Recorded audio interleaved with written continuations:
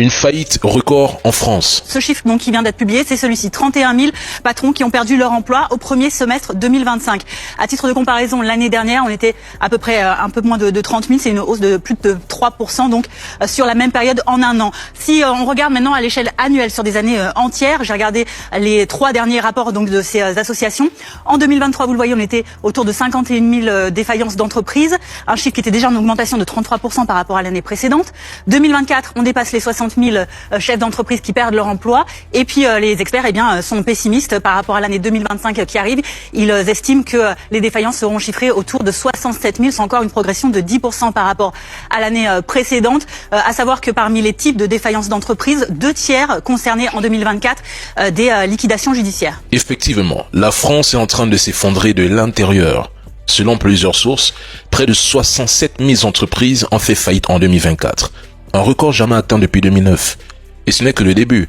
Les prévisions pour 2025 annoncent près de 90 000 défaillances d'entreprises, car rien qu'au premier semestre de cette année 2025, la France comptabilise déjà près de 37 000 patrons qui ont perdu leur emploi. Et pour 2026-2027, la courbe ne fera que grimper. La famille, chaque jour en France, plus de 170 patrons perdent leur emploi, broyés par un système qu'ils ont eux-mêmes nourri.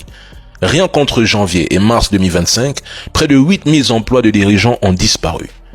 Les secteurs tombent les uns après les autres et sous vos yeux se dessine un paysage économique ravagé. Derrière ces chiffres, ce sont des vies détruites, des familles brisées, des régions entières appauvries. La trésorerie des entreprises est étranglée. Les consommateurs n'achètent même plus comme avant. C'est dur, c'est difficile, c'est compliqué. Les marchés se ferment, la désindustrialisation est massive et la moindre tension suffit à briser les structures déjà fragilisées. La France n'est plus seulement frappée par l'inflation ou par la hausse brutale des taux d'intérêt. Elle est rongée par une instabilité politique permanente, par un État surendetté incapable de protéger son tissu économique et par, attention, une société où la confiance s'est évaporée.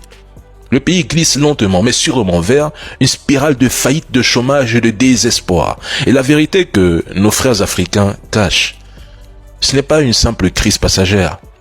C'est un processus de décomposition.